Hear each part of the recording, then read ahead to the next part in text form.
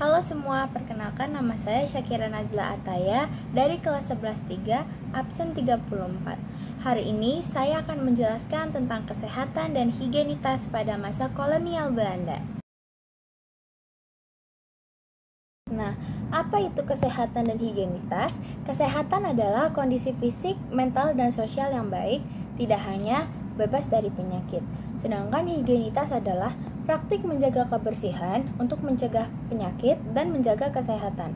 Ini mencangkup hal-hal seperti mencuci tangan, menjaga kebersihan tubuh, makanan, lingkungan, dan lain-lain untuk mencegah penyebaran bakteri, virus, dan kuman yang dapat menyebabkan bakteri. Kesehatan dan higienitas pada masa kolonial Hindia Belanda adalah salah satu topik yang penting yang perlu diketahui dalam sejarah Indonesia. Pemerintah Belanda memperkenalkan berbagai inisiatif untuk meningkatkan kesehatan dan identitas masyarakat. Pemerintah Belanda juga memperkenalkan sistem kesehatan terintegrasi yang meliputi pelayanan kesehatan, pelatihan tenaga medis, dan pembangunan fasilitas kesehatan. Mereka membangun rumah sakit dan puskesmas, serta menyediakan pelatihan bagi tenaga medis lokal.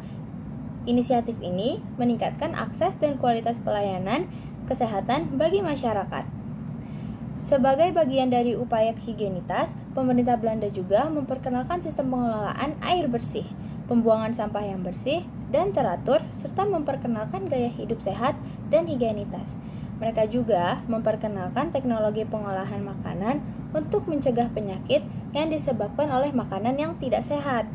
Kendati demikian, masih ada tantangan yang harus dihadapi dalam meningkatkan kesehatan dan identitas masyarakat. Karena masyarakat tuh masih memiliki kebiasaan yang buruk, seperti tidak memiliki kebiasaan membersihkan diri, membuang sampah sembarangan, dan memasak makanan dengan cara yang tidak higienitas.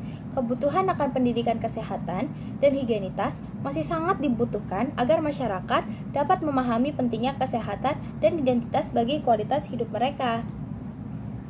Di sisi lain, kolonialisasi juga seringkali berdampak negatif terhadap kesehatan dan higienitas masyarakat yang dikuasai. Kesehatan dan higienitas ternyata juga memiliki dampak positif dan negatif. Dampak positif. Yang pertama, dampak positifnya adalah peningkatan akses terhadap pelayanan kesehatan. Pemerintah kolonial Belanda membangun berbagai fasilitas kesehatan di Indonesia seperti rumah sakit, puskesmas, dan posyandu. Fasilitas-fasilitas ini memberikan akses yang lebih luas bagi masyarakat Indonesia untuk mendapatkan pelayanan kesehatan. Yang kedua, ada pemberian imunisasi. Pemerintah kolonial Belanda juga melakukan program imunisasi massal untuk mencegah penyebaran penyakit menular seperti cacar dan polio. Program ini berhasil menurunkan angka kematian akibat penyakit-penyakit tersebut. Yang ketiga, peningkatan kesadaran masyarakat akan pentingnya kesehatan, karena masih banyak masyarakat pada zaman dahulu yang tidak memikirkan tentang pentingnya kesehatan. Nah, pemerintah kolonial Belanda juga melakukan kampanye kesehatan untuk meningkatkan kesadaran masyarakat akan pentingnya kesehatan. Kampanye ini berhasil meningkatkan kesadaran masyarakat akan pentingnya menjaga kebersihan diri dan lingkungan. Lalu ada dampak negatif. Yang pertama adalah penyebaran penyakit baru. Nah, pemerintah kolonial Belanda membawa masuk berbagai penyakit baru ke Indonesia, seperti malaria, kolera, dan tuberkulosis. Penyakit-penyakit ini menyebar dengan cepat di Indonesia karena kondisi kesehatan masyarakat yang masih rendah akan terkenanya penyakit. Lalu yang kedua, ada pemiskinan masyarakat. Pemerintah kolonial Belanda menerapkan kebijakan-kebijakan yang menyebabkan kemiskinan masyarakat Indonesia seperti kerja paksa dan tanam paksa. Kemiskinan ini membuat masyarakat Indonesia menjadi lebih rentan terhadap penyakit karena mereka tidak bisa memiliki uang untuk melakukan pengobatan. Ketiga dan terakhir itu ada diskriminasi terhadap masyarakat pribumi.